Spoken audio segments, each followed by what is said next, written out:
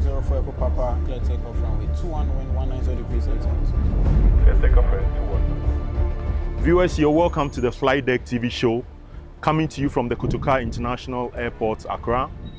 Today, October 20, is International Day of the Air Traffic Controller, and the Ghana Civil Aviation Authority has opened up the control tower to a select section of the general public to be educated on operations of air traffic controllers.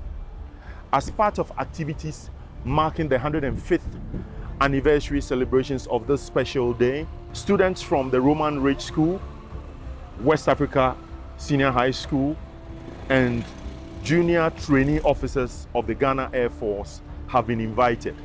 The Flight Deck TV show is also privileged to be part of activities marking this special day.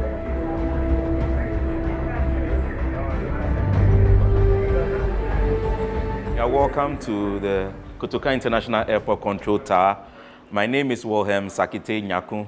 I'm happy to have you here, and I'll take you through what we do here in our control tower. Every 20th of October every year is the Air Traffic Controllers Day. We celebrate ourselves, and we allow the world to also celebrate us. And in Ghana, what we like to do is to open up our facilities so that the members of the public can come and see what they do. It's critical because all over the world, of course in Ghana here, our facilities are security zones. So not everybody gets to walk in just at any time. So you must have that permission, and we try to make it available on the 20th of October every year so that people can come and know what we do. And I'll just introduce my boss here. I am the Executive Vice President of the Ghana Air Traffic Controllers Association, Executive Vice President in charge of finance. Yes, and this is our president, Mr. Charles Appiah. He is the president of the Ghana Air Traffic Controllers Association. So, like I said, this is the control tower where air traffic control relating to that specific aerodrome takes place. So here at the control tower, we have a duty air traffic controller who is seated. 4 miles. 133, continue approach. Both the control tower here in Kotoka and the control center will go there from here on the 4th floor. We work 24 hours. So this place is never shut. I personally worked a night shift yesterday night. I closed this morning at 7 a.m. I had to quickly go and come back to come and meet you guys. But it's 24-hour work. So we work in shifts. Somebody works, you finish your work, you hand over, somebody else takes over. And then it continues like that. Now here at the control tower, one of the significant things that I want you to take note of is you realize that we are in a glass building, okay? It is because the aerodrome controller is supposed to see all around him 360 degrees so that any aircraft that is supposed to come at any point in time, he will be able to identify it, and then he will be able to give specific instructions. What exactly do we do when we say we are air traffic controllers? Basically, what we do is that we are separating aircraft from each other on the ground and in the air, making sure that, one, they don't crash into each other, most importantly, and secondly, they don't come too close to each other. Because, like I mentioned earlier on, in aviation, there are certain rules and regulations that must be adhered to. So we make sure that aircraft don't come too close to each other. If there is such an infringement, it means that we have not done our work properly. So we keep the aircraft from coming into each other, both on the ground and in the air, okay? And basically, whatever a pilot wants to do or will do, he needs permission from the air traffic controller to be able to do that. So, like I mentioned earlier on, when the pilot wants to start his engines, he will call the controller, Accra Control Tower, probably, let's say this is Ethiopia 920, request engine startup. So anybody who heard what he said, so I can repeat it. No, if you're able to repeat, I would have just taken all the money in my pocket and given it to you, because it means that you are super. You heard traffic. Okay. Continue approach. That's good. That's good.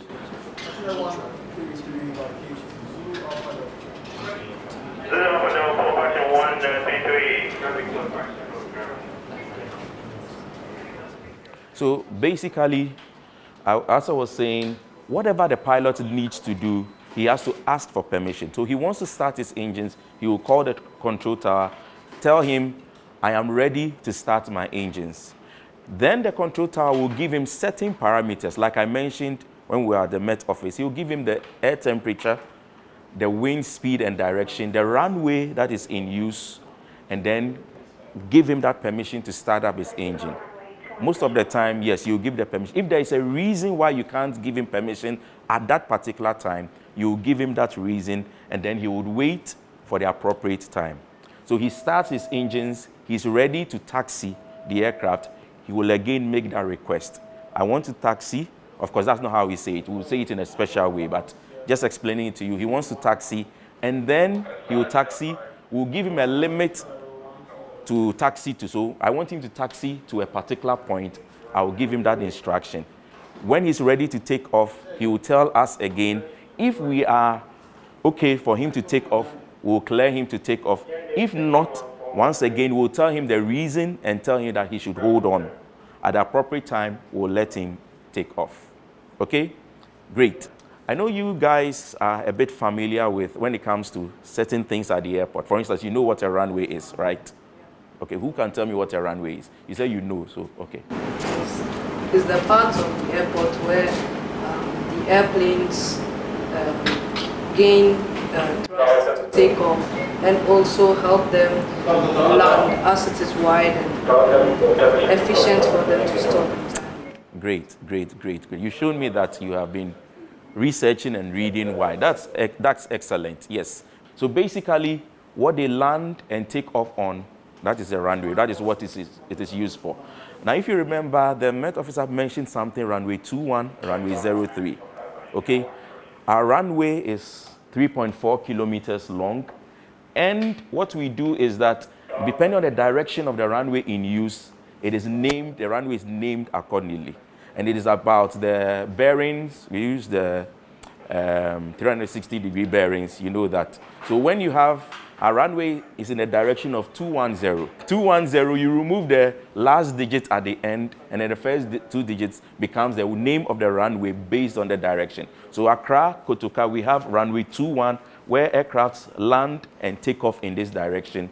And then during the Harmattan season, or when we have a rainstorm, then the wind speed and direction will change. Then they will land in this direction, which is the reverse. So 210 minus 180 will be 030. You take away the last digit, the 0, and then you have runway 03. Okay? Great. And so they will take off and land into wind. I mentioned that earlier on. And those are some of the factors that affect which direction of runway is being used. Now, I didn't mention this earlier on. When you come to aviation, I think I can confidently say that the air traffic control section is the brain behind aviation. I mean, we are the ones who hold aviation together. Yes, everybody is important. Everybody does their bit. But if we stop working, everything comes to a standstill. Okay? And like I mentioned earlier on, whatever the pilot wants to do, he starts from us. Okay? Even the weather that we would get from Met, if we are not there to pass on that information, it becomes, permit me to use the word, useless. Exactly. So we hold every part of aviation together. Every part, they play their part well, but we bring them all together because we are the link between the pilots and the rest of the aviation staff. I want us to be able to understand that, that critical bit. So yes, that is what we do here in the control tower. But anything that flies, any kind of aircraft, we have to handle it. They will speak to us. We'll give them certain permissions. All the permissions are not the same for all aircraft because we have what we call instrument flight rules aircraft and we have visual flight rules. Okay, so we have different permissions for different category of flights. But the basic thing is that they speak to us, and then we give them certain instructions. Mr. Gadago, you can say hi to students of the Roman Ridge School. He's Mr. Sedem Gadago. He has 6 years experience as an air traffic controller. Yes, yes, but he still has 6 years. He's well vexed. And what Mr. Gadago has been writing on, we call them flight progress strips. What happens is that whatever we say to the pilot, we record them on these strips. In actual fact, this little strip here is a legal document. So it is kept in a safe place for 3 months. If no issue comes out from a particular flight, then after 3 months, we can discard it. But if there should be any investigation because of a crash or an incident, this is one of the documents that they will take to use for their investigations. So it has all the information about a particular flight and then the instructions that we give to that particular flight. Yes. And so each flight has its own progress strip. Okay. You would see a similar thing when we go downstairs. Each unit has their own progress strips. We have the aerodrome control, we have approach control, and we have area control. We'll explain all of that when we go downstairs. Yes. So that is the flight progress strips. Air traffic controllers typically communicate with pilots and aircraft from the control tower, regulating the movement of aircraft on the tarmac and in the skies to avoid accidents. We're going to go on a short commercial break, viewers. When we return, we'll walk you in and up the control tower. Please stay, don't go away. We'll be right back.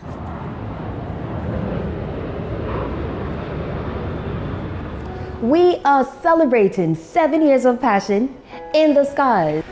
From our first takeoff in Accra to the heartlands of Kumasi, Tamale, Takoradi, Wa, and Sunyani, Passion Air has proudly connected Ghana for 7 incredible years.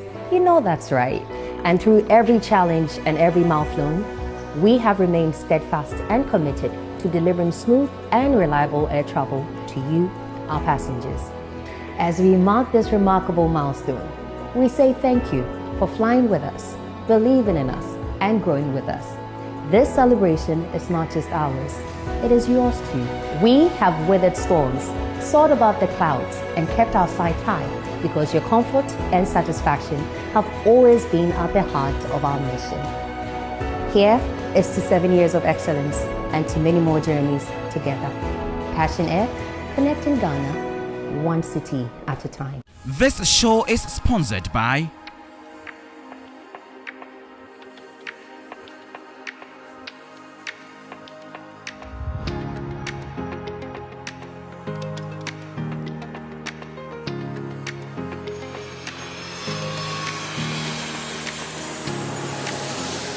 Welcome again to the Accra Control Tower. You know, this is where flight begins and ends. So when you are taking off, you start from here, you start up from here, and then you get airborne. And when you are coming into land, this is where your flight ends. You get to that part. Okay, so there was a question. How far can you see with that? Yeah, so how far can I see? So our runway is about 4 kilometers. You know, so and when I'm here, I'm maybe halfway. So 2 kilometers, 2 kilometers. And that's maybe the reach of the binoculars. I can see beyond it, but I need it just for my airfield. So I'll say maybe 3 kilometers away. Yeah. You said every airplane has a parking bay. Does it mean that every airplane or the name of the airplane has a particular place you always have to land when you are coming? Okay, so we don't have any parking bay assigned to you permanently. No. What we do is that we look at maybe the size of the aircraft coming, the type of the aircraft coming, and then we assign a bay. We even look at whether they're cargo flights, whether they're passenger flights, because we have bays for cargo, we have bays for passenger flights. So if you look here, where the white and yellow aircraft is parked, that's where our passenger aircraft park. And then down there is called a cargo bay. So that's where they park to offload cargo. And then we have private aircrafts that park here. So if you're a private aircraft, then you'll be assigned here. If you are a passenger, you'll be assigned here. So it depends on what you are coming to do. Let me take another question. Okay. So during foggy seasons, when aviation is not that clear, how are you able to detect if maybe there are 2 or more airplanes coming like around the base of the edge? Okay, so we have what we call the radar. We see the aircraft on the radar. If you look on the screen, all the targets you are seeing here are aircrafts. I'm sure you saw something similar down there. This is not affected by weather. I can see whether the weather is good or not. You understand? We can see whether the weather is good or not. In even more advanced places, we have radar even for ground movement. So if the place is foggy, you can still see the targets when they are moving. If it's so bad that we can't see at all, then we don't allow movement. If it's that bad and we can't see you, because we have to see you, tower has to see you to be able to separate you. So if it's bad, we don't allow movement. And we have some helicopter aircraft who also fly. If the weather is bad, because we must see, and helicopter flies very low. So if the weather is very bad, we don't allow them to even fly, because they may run into an obstacle. You understand? So it's not just about us seeing you, but if you can't really see where you're going, we don't allow you to fly. My question was, you said you control planes coming to land and leaving. So have you divided it like, okay, if you are coming to land, you have to come, if you are leaving, you have to be at this side. Okay. You guys, you ask very intelligent questions. So we design in such a way that you take off in one direction and land in another direction. So this is my runway. When you are taking off, what you do is that you roll in this direction. And when you are landing, you land here. So you don't get someone landing and taking off, running into each other. So all takeoffs are in one direction, all landings are in another direction. Once you leave one region, you are handed over to the next controller. And when you leave the Ghanaian airspace, maybe you are going to America. Once you leave the borders of Ghana, we hand you over to the next country or the next controller. The ocean is also divided. So Ghana has a portion of the ocean we control. Other countries have other portions. So at every point in time, you are under the control of an air traffic controller. When I was talking about no movement, I specified helicopters, right? So we have some aircrafts that they must see to fly. They must see where they are going. But we also have aircrafts that rely on their instruments. You know, we call them instrument flight rules or instrument-rated aircrafts. So they must see, they can tell what's happening by looking at their instruments. So they don't have to see outside. You know, flying is not like driving on the road where you have to see to turn. Your instruments can tell you where you are going. So you can rely fully on your instruments from beginning to end without looking outside. So in such a situation, the aircraft can still come and land. You understand? Okay. But every machine has its own efficiency that it can live up to, or has kind of like a fault. So does that mean that the instruments that they work on, the aircraft that those depend on site to be able to move, does that mean they have, that means you can rely on them 100%? You have to pray that you can rely on the instruments, or you have to, you see, your life depends on it. So the manufacturers of aircraft also go into detail to make sure the aircraft is up to standard. I just wanted to ask, the radar, you said that at times when the weather is bad and you can't see, you can also rely on the radar to be able to find the aircraft. I wanted to ask that, are there any things that can affect your radar, like any external instruments that can be tipped over or factored off? And in the case that happens accidentally when a plane is coming to land and the weather is still bad at the same time, how do you control? So there are things that can affect the radar, because it works by transmitting frequencies. So there are things that can block it. Even you notice that sometimes when I listen to the radio, there are times where the sound becomes There are things blocking the transmission. So the same way, when maybe you put up a structure that blocks the line of sight of the transmission, it can obstruct how the radar operates. We have engineers here who are constantly working on it to make sure it's working well. You understand? So if there's any issue, they have to quickly correct it, because that is what is feeding our systems. You know, so they are always performing maintenance on it. Make sure that the problem doesn't happen, so that we have to solve. Yeah, and even if it happens, it must be solved quickly. So I was saying, when that there's an object blocking your radar from working, and the weather too is bad and it's foggy, that means it has to be fixed up quickly so that the plane can do. Let me say that something blocking, the way the radar works, yes, something must be technically wrong for it to stop working. When, for emergency situations, let's say the plane doesn't have enough fuel or there's a technical problem, you guys are the ones that have to clear the plane that which are the lands here. Yeah. And you're the ones that permit the emergency situations to kind of like... Yes, so things can happen in flights. You know, an aircraft can encounter an issue mid-air and has to make an emergency landing. And in such a situation, the controller's job is to assist it to get on ground safely as quickly as possible. You know, you've heard of Mayday, Mayday. Yes. So once an aircraft declares a Mayday, it is telling us that it is in trouble. You see, and it needs urgent assistance. So at that moment, that aircraft becomes our priority, and we have to bring it down as quickly as possible. And in bringing it down, you clear all the aircrafts below it to make sure that it's coming with no delay. You have to make sure the place is clear for the aircraft to come in. That's the controller's job. So once I know I have an aircraft coming to land in the next 5 minutes, my work is to make sure that the runway is clear. It has a parking bay. If it's a medical emergency, I have to get an ambulance on standby. If there's a fire, I have to make sure fire service is waiting. So your job is to make sure that everything is ready before the aircraft comes to land. And that includes making sure the place is free, whether it's busy or not. That aircraft is your priority at that moment. So you do everything to make sure it lands safely and is well taken care of. You know, so we don't say A, B, C, D. We say Alpha, Bravo, Charlie, Delta. And we do that because we have pilots from different nationalities, from different countries. But we must communicate in such a way that everyone understands what you're saying. You know, so the way I'll say Alpha is the same way everyone must say Alpha. The same way with the numerals. You know, so we have our own language to use. There are times when maybe, you have to use it. I wanted to say you can use regular English, maybe if it will help to explain what you're trying to do, but it's safer to use because it's even shorter. You know, it's shorter. If you're in an emergency, you say Mayday, I know you're in trouble. Instead of saying, oh, ATC, please, something is happening to me. Once you say Mayday, I am programmed to know that you are in trouble. So once I hear Mayday, I start thinking of how to help you, rather than you explaining to me in English what is going on. You see, so the way we structure the words is to help both of us to communicate effectively.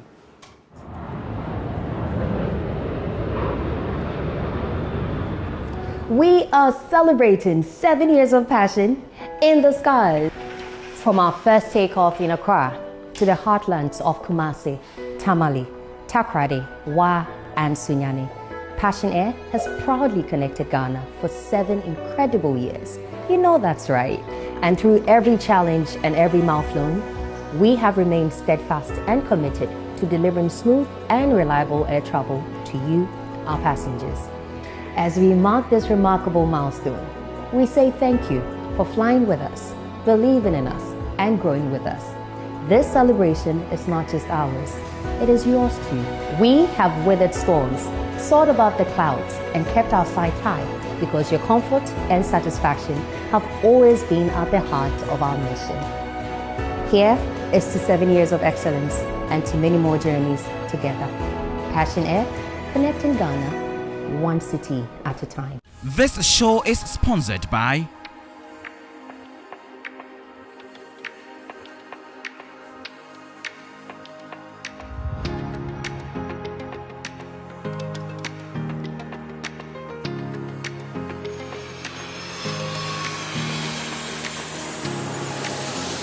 You're all welcome to the control tower. Okay, you were previously at the control center. This is the tower. The tower is usually designed to have a 360 view so that you can see around you because you control the aircraft in your vicinity. In your vicinity means you must see the aircraft. Yeah. So the control tower controls aircraft from the ground to a height where it cannot see with its eyes. And Accra has one runway 2, 21, and 03. And then we have a small parking area. We also have the Terminal 3 for the international parking area. And we have here Terminal 2 for the domestic and also private aircraft. we have the VVIP, which you guys are aware of when you're the number one and other state delegates are traveling. We also work with the fire section. The fire section are usually on standby every time aircraft is operating for the sake of fire outbreak. It's for safety. So anytime an aircraft is supposed to start up, the fire truck must be on standby.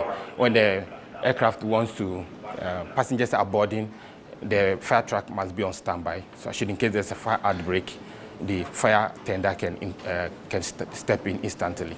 Actually, we have a fire alarm system that we use to communicate with the fire section. So we have a speaker advantage point, so that when you click on the alarm, depending on whatever situation is happening, we have the movement, we have the standby, we have the emergency. So the kind of alarm we activate prompt the fire section to do what they are supposed to do based on the request we have asked them.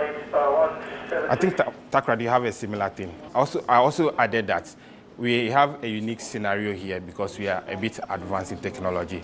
So it is advised that you see what happens next before it comes to your airspace. So we provided a radar feed at the control tower to kind of give a situational awareness to the controller here. So if whatever you are doing, whatever you're controlling, you know what is happening in the next sector, that you may not have to give instruction to counter what happens there.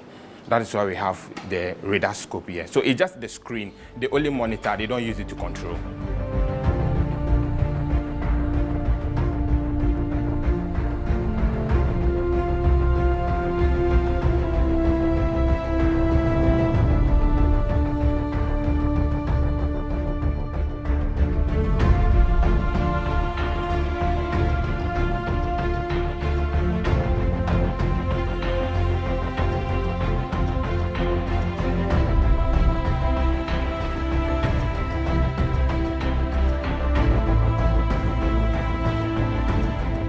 Viewers, we hope you enjoy the sights and sounds from the control tower at the Kotoka International Airport, Accra, on the 105th anniversary of the International Day of the Air Traffic Controller.